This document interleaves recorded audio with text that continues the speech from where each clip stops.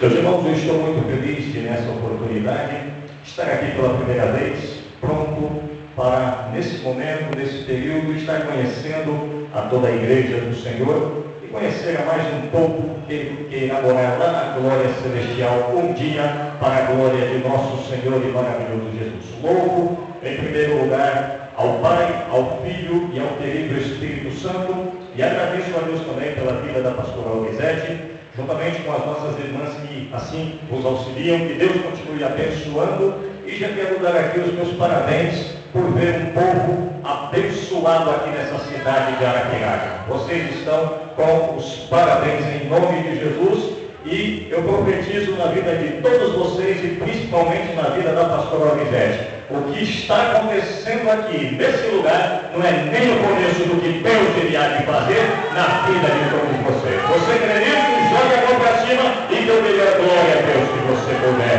Aleluia. Abram vossas Bíblias na carta de Paulo que ele escreveu aos Efésios. Carta de Paulo aos Efésios, capítulo de número 6. Carta de Paulo aos Efésios, capítulo de número 6. Nós vamos ler do versículo de número 10 até o versículo de número 20. Glória a Deus. Carta que Paulo escreveu aos Efésios. Epístola de Paulo aos Efésios, capítulo de número 6, versículos de número 10 ao versículo de número 20. Louvado seja o nome do Senhor Jesus. Efésios, capítulo de número 6, versículos de número 10 até o versículo de número 20. Glória a Deus. A Epístola de Paulo aos Efésios se encontra depois da Epístola de Paulo aos Gálatas e antes da Epístola de Paulo aos Filipenses. Efésios, capítulo de número 6, versículo 10 ao versículo de número 20. Quem encontrou, diga um amém. E diz assim, meus irmãos: no demais, irmãos meus, fortalecei-vos no Senhor e na força do seu poder. Revesti-vos de toda a armadura de Deus, para que possais estar firmes contra as astutas ciladas do diabo, porque não temos que lutar contra a carne e o sangue, mas sim contra os principados, contra as potestades, contra os príncipes das trevas deste século, contra as hostes espirituais da maldade nos lugares celestiais.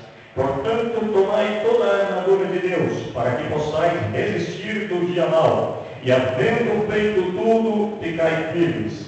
Estais, pois, firmes, tendo cingidos os vossos lombos com a verdade, e vestido a couraça da justiça, e calçados os pés na preparação do Evangelho da paz, tomando sobretudo o escudo da fé, com o qual podereis apagar todos os dardos inflamados do maligno.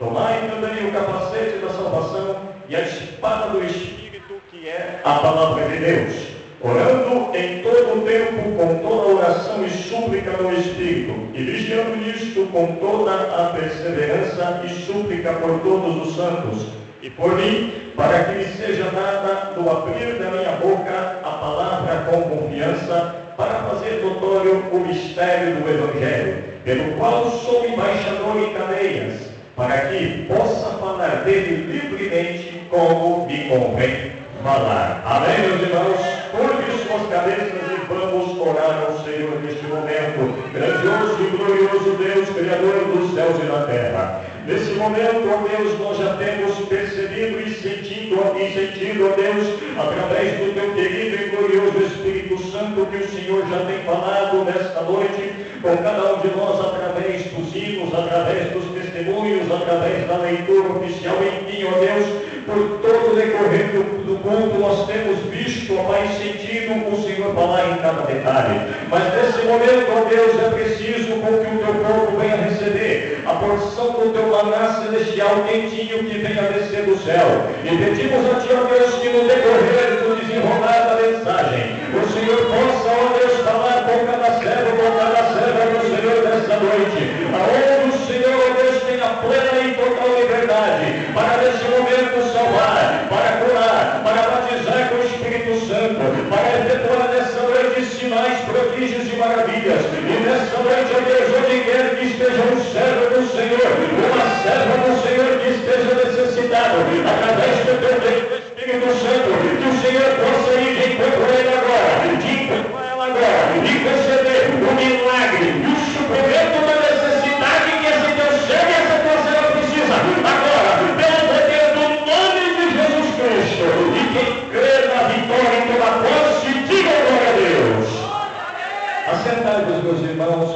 glorificando o nome do Senhor. Aleluia.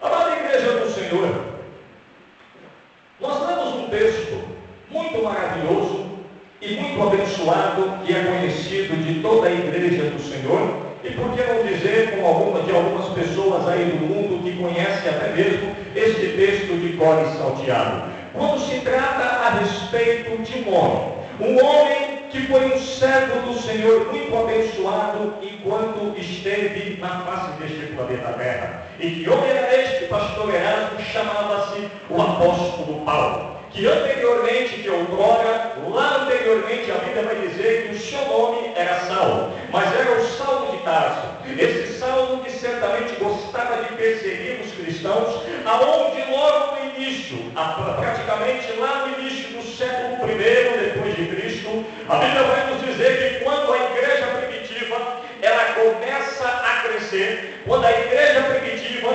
começa ali a tomar o seu rumo, quando a igreja primitiva ela começa a se levantar pelo poder do nome de Jesus, logo começa a despertar uma perseguição muito forte, muito violenta naquela época do Império Romano. E não foi à toa que ali pelo menos houve alguns perseguidores de toda a igreja do Senhor naquela época, e uma dessas pessoas que certamente perseguiu a igreja do Senhor com muita força, com muita violência, com muito ímpeto, este homem se chamava o próprio Saulo de Tarso. Mas existe uma coisa que muito me chama a atenção e que faz com que o meu amor pela pessoa de Jesus e a minha paixão pela pessoa de Jesus Cristo venha a continuar a crescer a cada dia, é que a igreja do Senhor está de pé na face deste planeta Terra. E quanto mais os outros se levantam para calar, para bloquear, para neutralizar e para apagar o nome da igreja, mais a igreja fica de pé, mais a igreja marcha, mais a igreja vai saltando cada mulher que aparece na frente.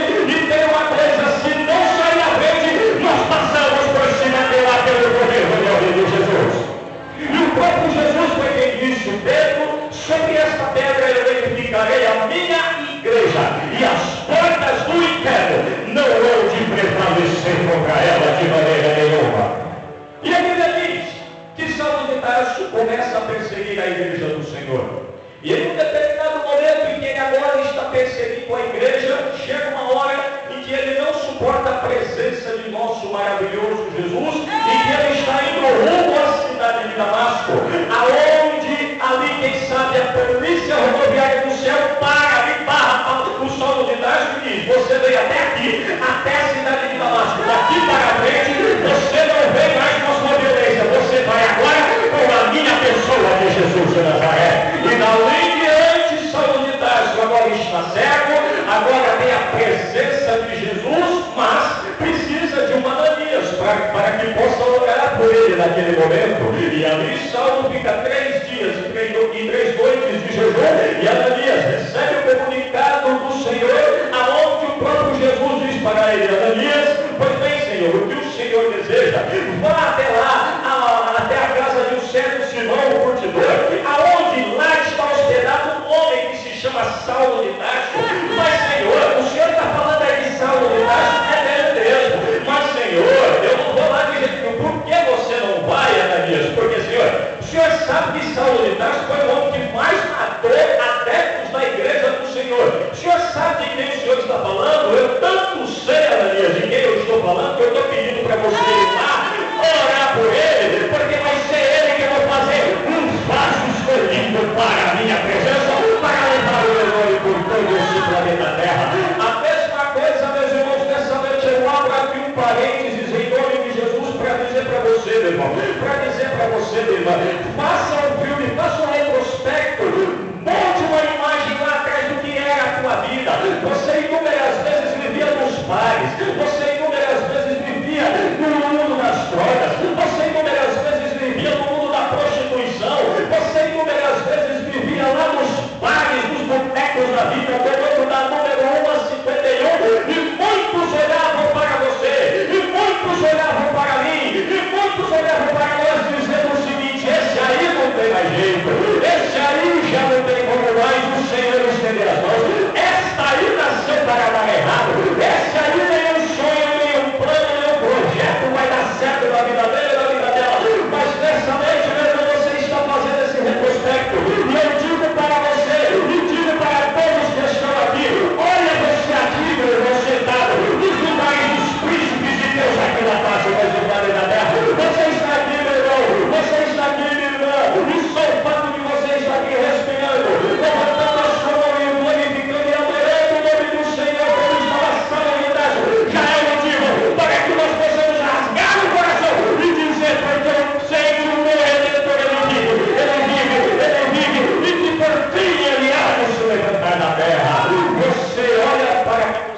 noite. Então, se nesta noite você tem motivo e razão e princípios para glorificar o nome do Senhor, levanta a mão e dê glória ao nome de Jesus maravilhoso. Ele virá o sobre ele baixa, ele baixa, ele canta, ele amarra. Senhor, então eu vou lá, o Senhor está garantido, eu vou lá. E a Bíblia diz que Ananias chega, começa a orar por Saulo, e logo ele é milagrosamente restaurado de toda a sua cegueira, e ele começa a fazer a obra de Deus. Só que, quando ele começa a fazer a obra de Deus, não foi de um dia para o outro, não, de jeito nenhum. A Bíblia vai dizer, cara, que certamente quando Saulo de Tarso começa a fazer a obra de Deus, era um homem que era muito estudado. Os historiadores e os estudiosos vão dizer que ele era um fariseu. E sendo fariseu, ele havia estudado em uma das melhores universidades do centro de Jerusalém, lá na Palestina naquela época. E para ser uma pessoa deste naipe, e para ser uma pessoa deste nível, não poderia ser qualquer um. Então, meus irmãos, observe que Saulo de Tarso, mesmo sendo muito estudado, ele não começa a fazer a obra de um dia para a noite, não. A Bíblia diz que ele demora 14 anos para que o Senhor possa começar a usar ele como uma potência em todas as cidades dos gentios. Então, nessa noite eu quero dizer para você, meu irmão, o tempo está demorando, não se preocupa não. É Jesus que está te preparando para fazer uma bomba atômica nessa cidade, para fazer uma bomba atômica nesse planeta Terra, para que você possa levar o seu nome da luz por diante e o nome do Senhor é do ser glorificado. Levante a mão e exalte o nome do Senhor. E a Bíblia diz, 14 anos se passam, e Saulo de Tarso começa a fazer algumas viagens missionárias. E dentre as suas viagens missionárias, ele passa por um canto, passa por outro, fundando igrejas. Ele funda a igreja de Corinto, ele funda a igreja na cidade de Filipos, ele funda a igreja lá na cidade de Roma. A Bíblia diz que ele funda a igreja lá na cidade da Galácia, e dentre todas essas igrejas, uma das igrejas que ele funda é justamente uma igreja lá na cidade de Éfeso, que hoje, atualmente, é o país lá da Turquia, lá do norte da Europa, da costa norte da Europa, que nós temos hoje. Então, meus irmãos, Paulo, ele agora funda a igreja do Senhor na cidade de Éfeso. E não é à toa que nós temos agora o livro de Efésios. E este livro na Epístola de Paulo, esta carta de Efésios, em todos os seus capítulos, vai nos retratar acerca de inúmeros casos específicos que Paulo está direcionando para aquela igreja. No capítulo de número 1, Paulo ele fala a respeito de todas as bênçãos que já está guardada a todos nós nos lugares celestiais. No capítulo de número 2, Paulo ele vai falar acerca de todos nós que éramos filhos da ira de Deus, mas agora que estamos com a pessoa bendita de Jesus, somos herdeiros do reino dos céus. No capítulo número 3, Paulo ele vai falar da sua alegria por ser agora um prisioneiro da bendita pessoa de Jesus. No capítulo 4 de Efésios, Paulo ele fala-nos a respeito sobre o perigo de não darmos lugar ao diabo, ou seja, se der uma brecha para que o diabo entre, certamente ele vai ocupar e vai fazer guarida. Mas eu glorifico o nome do Senhor que nessa noite só tem pessoas aqui que estão dando lugar a 3 pessoas, ao Pai, ao Filho e ao querido novo Espírito Santo de Deus. No capítulo 5, Paulo ele vai falar a respeito sobre o cuidado em que os maridos têm que ter com as suas respectivas e digníssimas esposas, e também no sentido figurado ele fala a respeito sobre o pacto de Jesus, que ele ter um cuidado com a sua igreja, sendo ele o noivo e sendo a igreja noiva. Jesus é a cabeça, e se Jesus é a cabeça, tenha plena certeza que a última palavra é quem dá. Não é o médico, não é o advogado, não é o juiz, a última palavra é do céu, a última palavra é só Deus, o único rei dos reis, o Senhor dos senhores, que fez o céu e a terra. E no capítulo de número 6, Paulo vai falar sobre que tudo isso está à nossa disposição, mas todos nós temos uma guerra travada, uma batalha espiritual travada em toda a nossa vida, a partir do momento em que nós nascemos e que viemos para este planeta Terra, e a partir do momento em que nós partimos para a eternidade, todos os dias da nossa vida nós temos uma batalha a vencer. Hoje neste mundo, meu irmão, eu quero fazer um prospecto ali na tua vida, e quero nessa noite montar um cenário espiritual e um cenário certamente espiritual na tua vida. E nessa noite, esta igreja aqui no centro de Arapiraca, certamente é justamente a cidade de Éfeso que vai ser o nosso campo de batalha. E não temas, meu irmão, porque nesse momento nós já estamos em guerra. Nós já estamos em uma batalha espiritual. Tenha plena certeza que enquanto você está aqui orando, enquanto você está aqui adorando, enquanto você está aqui glorificando o nome do Senhor, no mundo espiritual está acontecendo uma guerra. Ou seja, a batalha ela já foi iniciada. E nessa noite eu digo para você que crente morto, crente que não quer nada com Deus, crente que não gosta de orar, crente que não gosta de ler a Bíblia, crente que não gosta de pagar o preço, infelizmente, certamente vai padecer nessa batalha. Mas eu quero crer que nessa noite, glorificando o nome do Senhor, nós temos aqui soldados e soldadas de Deus que estão guardando no céu e dizendo o seguinte: pode vir, Satanás, e se você vier, nós vamos passar por cima de você, porque quem está na frente é Jesus, o nosso general dos generais.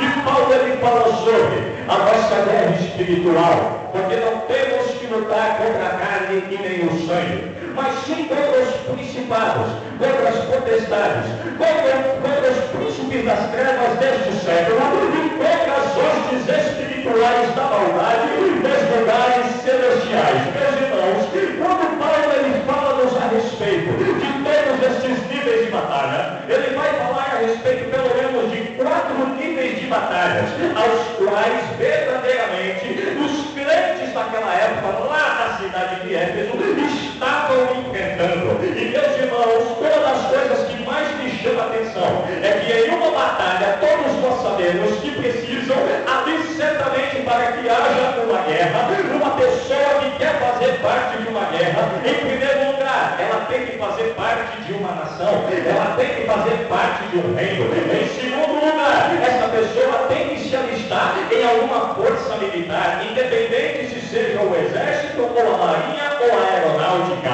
Mas também a história vai nos mostrar que, em terceiro lugar, para que uma pessoa possa fazer parte de um exército, certamente ela tem que estar treinada, tem que estar unida, tem que estar ali alicerçada com armamentos que possam acabar e bombardear com o inimigo e com o exército adversário. E em quinto lugar, esta pessoa tem que conhecer quem é o seu inimigo, porque se ela viver somente com uma ali, em toda a preparação, e não saber quem é o seu arqui-inimigo, o seu rival, ela não vai saber como vencer esse inimigo. E em sexto lugar, é lutar e que vença o melhor. E dessa noite eu glorifico o nome do Senhor, porque já estamos em batalha. A batalha já foi iniciada e já sabemos quem vai ser os vencedores. E já sabemos quem é que vai vencer. E já sabemos quem é que vai guerrear. E já sabemos quem é que vai vir. Cantando o hino da vitória. Vai ser você, meu irmão. Vai ser você, meu irmão. Olha para a pessoa que está do seu lado e diga: você é vitorioso.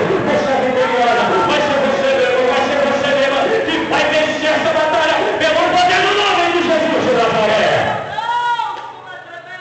Não importa qual seja o tipo de batalha. A Bíblia vai nos contar um episódio acerca de uma batalha que era totalmente impossível de ser vencida naquela época.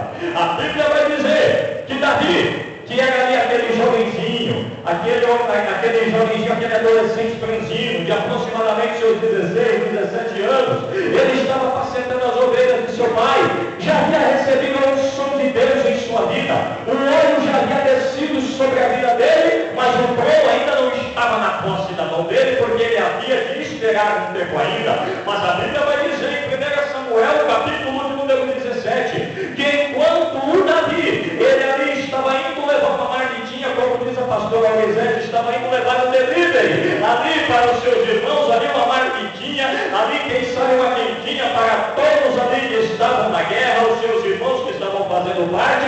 O que aconteceu? Davi vai chegando e vai ouvindo ali um sussurro de uma voz, quem sabe, grossa, de uma voz audível, ali de um gigante filisteu de aproximadamente 3 metros de altura, cujo nome se chamava Golias. E Davi começa a ouvir, e começa ali a contemplar aquele gigante, e ele começa a dizer: quem é este gigante incircunciso que veio afrontar os exércitos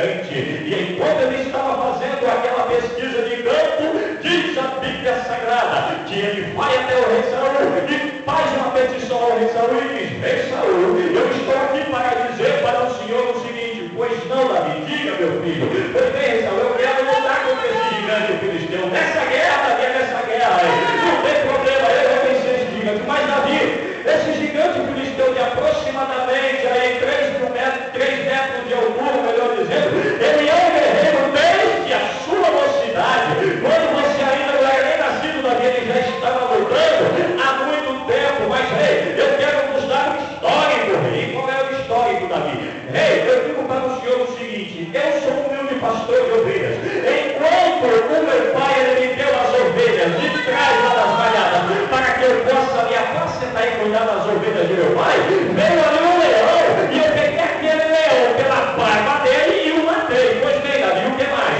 Não parou por aí não, né?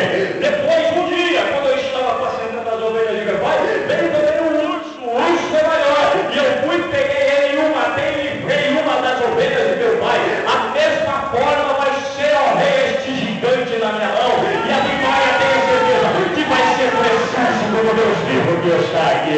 E a Bíblia diz que ele vai e pega ali aquele momento, aquela oportunidade. Saul quer colocar certamente ali em Davi a sua couraça, a sua armadura e toda a sua vestimenta. Em Davi, que estava ali todo desajeitado, tentando andar daqui a colado, serviu. Eu digo para você nessa noite, meu irmão, a capa que está no mundo não serve para crente não. A capa do vício, a capa das drogas, a capa daquilo que certamente um crente muitas vezes quer falar, não serve para você não. Mas aqui sabe qual é a capa que serve no crente? É a capa da mão ensanguentada de Jesus de Nazaré, que serve na minha vida, que serve na tua vida, que serve na vida de todos aqueles que amam e que seu coração e glorifiquem o nome do Senhor. Levante a mão e adore o nome de Jesus de Nazaré.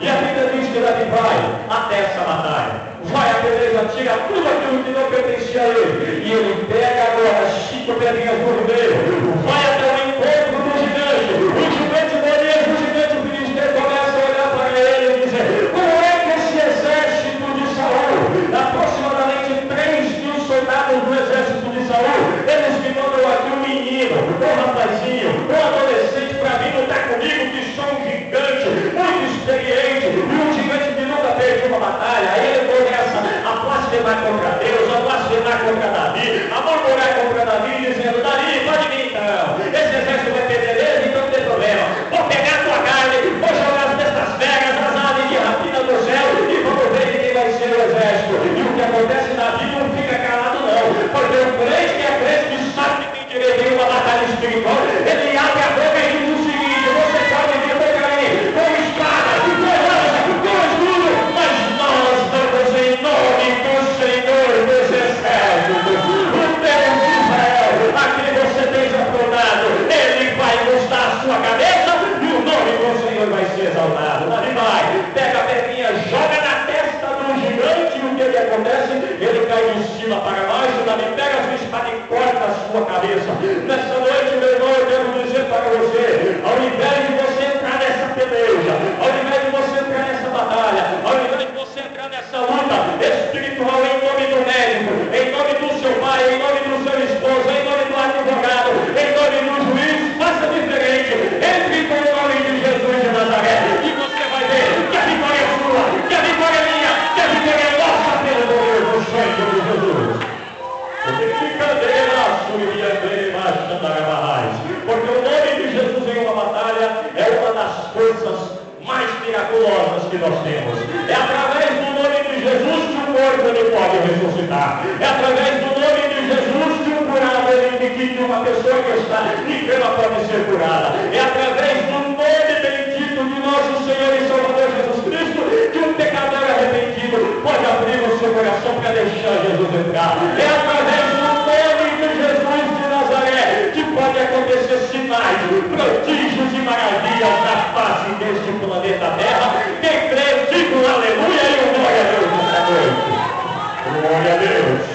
E a Bíblia diz, meus irmãos, que a vitória foi do povo de Deus. Ou seja, uma batalha que foi travada naquela época uma batalha a qual o Senhor já havia garantido ali para todo o exército de todo o povo de Saul e de todos os israelitas. Agora, meus irmãos, olha aqui para mim, por gentileza, com muita atenção. Eu prometo aos irmãos que não vou me delongar no tempo de maneira nenhuma. Olha aqui para mim, por gentileza.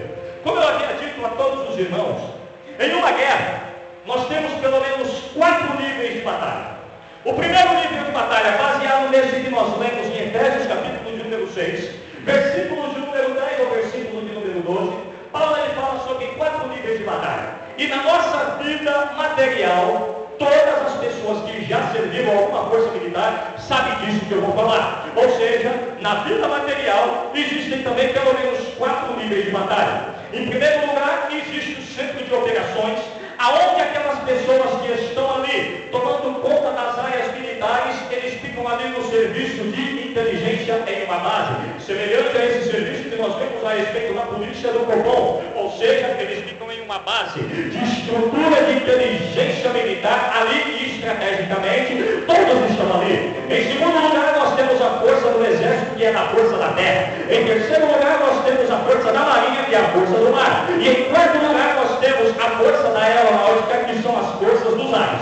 Quando uma guerra acontece, pelo menos aqui nas nações, e quando é organizada pelas organizações das Nações Unidas, o que acontece? A batalha entra em primeiro nível, o nível lá das operações de serviço de inteligência militar. Depois, a batalha entra para o segundo nível, o segundo do exército. Depois, a batalha passa para o terceiro nível, que é o nível do mar, para começar a bombardear tudo quanto é tipo tudo quanto é tipo de força militar do exército ou da marinha. Depois ela passa para o último nível, que é o nível do céu, ou seja, o nível dos ares, ou seja, o nível da aeronáutica. E eu observando e lendo e estudando as Sagradas Escrituras, eu pude perceber que Jesus de Nazaré, ele passou por todos esses níveis e teve uma completa vitória. Sabe por quê, meus irmãos? A Bíblia diz que em primeiro lugar, o primeiro nível que Jesus ele travou aqui na face desse planeta Terra, como centro do quartel-general da sua base militar,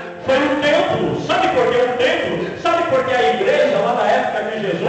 E nessa noite eu quero te provar que Jesus também ele é a igreja. Pastor Erasmo, que loucura e que maluquice é essa, Jesus? Que ele entrou lá no templo de Jerusalém, pegou o seu chicote, o azorrague e começou a bater em todo mundo. Jesus entrava na igreja, claro, meus irmãos. O grande problema é que nós hoje em dia temos muitas pessoas que estão inúmeras vezes fracas na fé, que estão capenga na fé, que estão inúmeras vezes em um declínio espiritual muito grande, que já não quer vir mais para a igreja, que já não quer vir mais para a casa do Senhor adorar a Deus. Imaginam eles ou elas que somente ficar ali atrás da tela de um smartphone ou de uma televisão assistindo o culto ali é o suficiente. Não, meu irmão, você tem que vir para o quartel-general, você tem que vir para o templo, para a base de operação da Igreja Santa do Senhor. Sabe por quê? Porque Jesus ele foi para o templo. Permita-me eu aqui te dizer em nome de Jesus, que Jesus quando ele nasceu, ao 8º dia Jesus ele foi circuncidado, Jesus estava no templo. A Bíblia diz que quando Jesus ele tinha 12 anos de idade, os pais carnais de Jesus foram buscar Jesus, ele estava em Jerusalém, ele estava ali no templo, aprendendo e questionando acerca da palavra do Senhor. A Bíblia Sagrada vai nos dizer que com 30 anos de idade Jesus ele estava pregando, fazendo sinais, prodígios e maravilhas, era no templo. A Bíblia Sagrada vai nos dizer que quando Jesus ele estava dependendo daquela mulher adúltera, lá de João capítulo de número 8, Jesus estava na frente do templo servindo ao Senhor. E a Bíblia Sagrada vai dizer que quando Jesus ele morre na cruz do Calvário, não é o véu da cruz, não é o véu lá do tabernáculo, é o véu do templo que se rasga, do alto a baixo, e todos nós agora podemos ter certamente a liberdade para adorar e servir ao Senhor.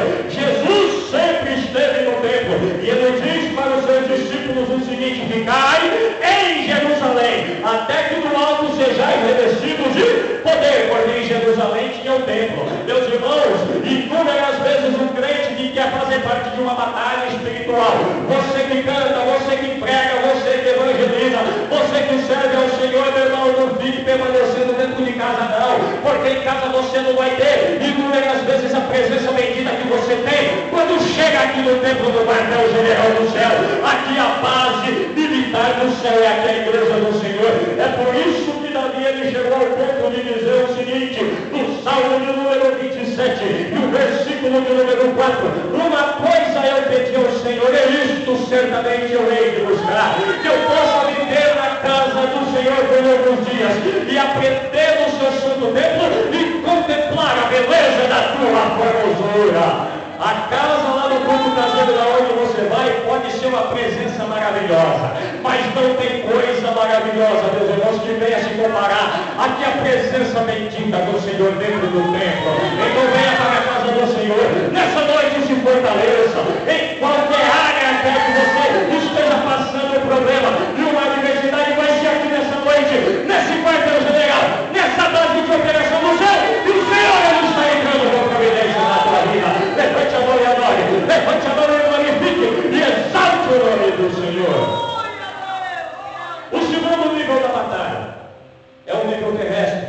E eu aprendo na Bíblia Sagrada que Jesus, quando ele chega nesse nível terrestre para lutar contra os demônios, eu não falei um demônio não, era somente Jesus contra os demônios.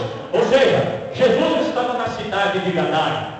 E enquanto Jesus ele se encontrava na cidade de Gadara, ali, os discípulos, quem sabe, imagino eu, diziam para Jesus o seguinte: Senhor, vamos passar de um local para o outro desse mar da Galileia, de uma margem para outra? Pois bem, vamos lá, mas eu quero ir em uma determinada cidade. Em qual cidade o Senhor quer ir? O Senhor quer ir para Jerusalém? Não, eu quero ir diretamente lá para aquele sepulcro, lá para aquele cemitério, lá para aquele local onde somem mortos. Mas Senhor, ali não tem autoridades em que o Senhor possa escolher, para que certamente o Senhor possa usar o santo ministério, não tem problema, eu quero ir lá, não tem outro jeito. Mas Senhor, lá só tem um homem que ele é mendigo, lá só tem um homem que ele é endemoniado, e que ele leva o nome de Gadareno, não tem problema, é esse que tem uma legião mesmo, que eu quero ir lá para escolhê-lo. Aí a Bíblia diz, meus irmãos, que quando Jesus ele coloca o seu pé sobre a cidade de Gadara, o endemoniado logo ele se manifesta. E na hora que ele se manifesta, a batalha espiritual no campo terrestre, ali como se fosse um exército, começa a se travar. Era somente Jesus contra uma legião de demônios.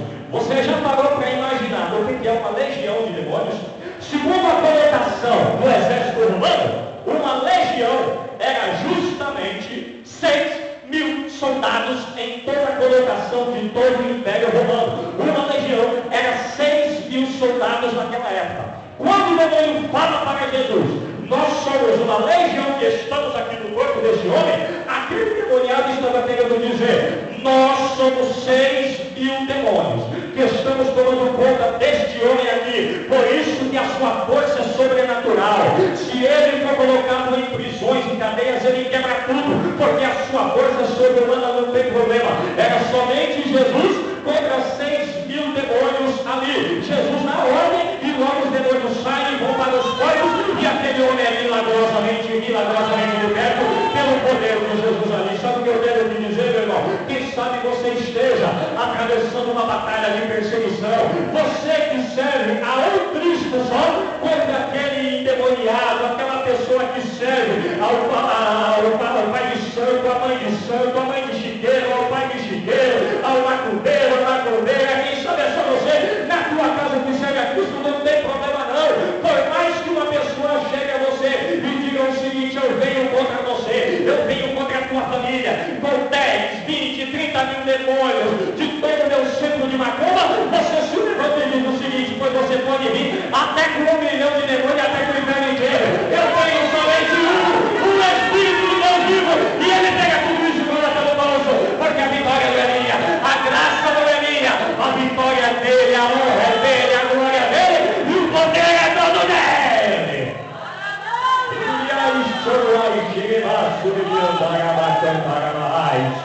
E a Bíblia diz que Jesus chegou e o mal teve que sair naquele momento. Mas em terceiro lugar, meus irmãos, eu posso observar que Jesus ele trava uma batalha no campo da marinha da sua época, aonde Jesus se encontrava no mar da Galileia. E enquanto Jesus estava ali no mar da Galileia, os seus discípulos estavam ali remando de um canto a outro. E o que estava acontecendo? Todos eles eram pescadores. eles conheciam de mar, e principalmente do mar da Galileia.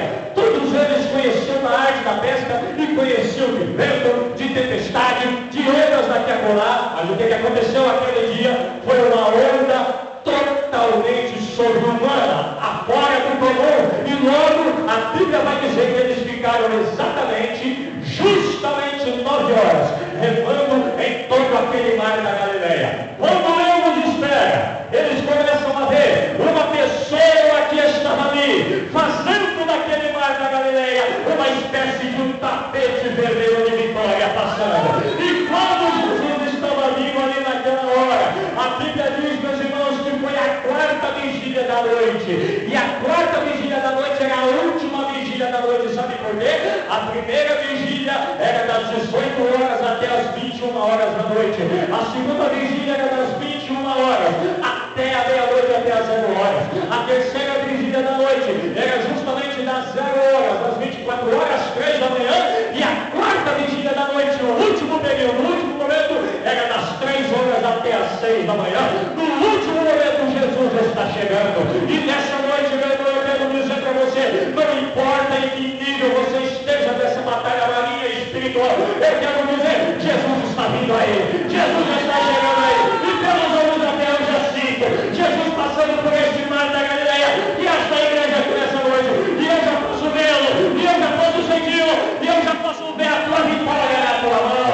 Para a glória do Senhor Jesus. Entra naquele barco. Passa de um lado para o outro e repreende toda a força daquele mar e toda a força daqueles ventos. Mas eu consigo, meus irmãos, nesta noite, aprender e aqui nesse momento dizer para você que Jesus, ele quebra o último nível de sua batalha. Jesus, ele entra num sentido, ali no campo de operação que era o templo. Jesus, ele entra em uma batalha espiritual na terra contra o endemoniado gadareno. Jesus, ele entra em uma batalha marinha ali no mar da Galileia. Mas Jesus também ele entra em uma batalha aonde ele estava indo em um sentido superior. E no sentido superior que Jesus estava indo, Jesus ele morreu. Jesus ele ressuscitou. Mas Jesus, 40 dias depois que ele já estava na terra junto com os discípulos, ele estava no Monte das Oliveiras. E enquanto ele estava ali no Monte das Oliveiras, ele estava dando as suas últimas instruções. E enquanto ele dava as suas últimas instruções, ele foi subindo, na nuvem, ele cobriu e levou ele novamente para o céu. Jesus venceu toda a força da gravidade de sua época. E eu quero te dizer, meu irmão, que Jesus ele venceu. E quando ele chega na porta do céu, logo os anjos começam a cumprir o salmo de número 24, dizendo o seguinte: levantai a porta as vossas cabeças, levantai-vos, ó portais eternos, e verão entrando o Rei da Glória. Quem é este Rei da Glória? É o Senhor forte e poderoso na guerra e poderoso na batalha.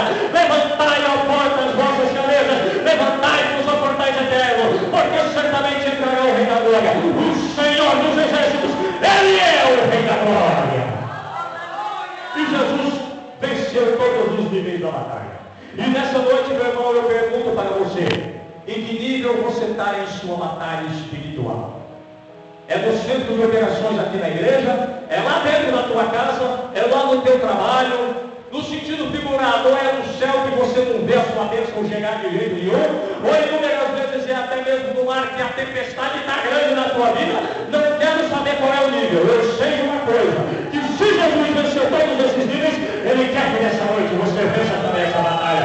Fica de pé comigo em nome de Jesus. E nós vamos aqui com a permissão da pastora somente fazer aqui uma oração e ordenando que a bênção de Deus esteja na tua vida nessa noite em nome de Jesus. Maravilhoso Deus, Criador dos céus e da terra, te agradecemos ao Senhor por tudo que nessa noite o Senhor já tem falado aos nossos corações. A tua palavra foi ministrada, a tua palavra foi pregada, e não importa, ó Deus, qual seja o nível da batalha em que os teus servos e que as tuas servas estejam, nosso Senhor e Salvador Jesus Cristo, ele venceu tudo. E se ele venceu, ó Pai, pedimos a ti que venha nessa noite, ó Deus, abençoar esse teu servo lá dentro de sua casa, esta tua serva lá dentro de toda a sua família, lá dentro de tua casa, lá dentro de seu trabalho, independente de qual seja, ó Deus, o problema, a adversidade, o nível dessa guerra espiritual, nós pedimos a ti, ó Deus, vai entrando com providência, arrancando essa enfermidade que o médico já desenganou, porque uma coisa nós sabemos, ó Deus, e nesse momento, pelo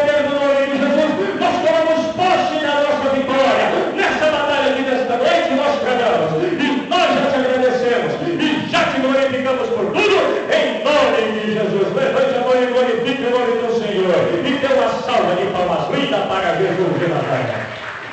Aleluia! Oh, quando nós de pé, meus amados, glória a Deus, vamos encerrar. Quantos estão felizes essa noite pela palavra do Senhor? A palavra de Deus foi poderosa e para encerrar esse culto, vamos tomar posse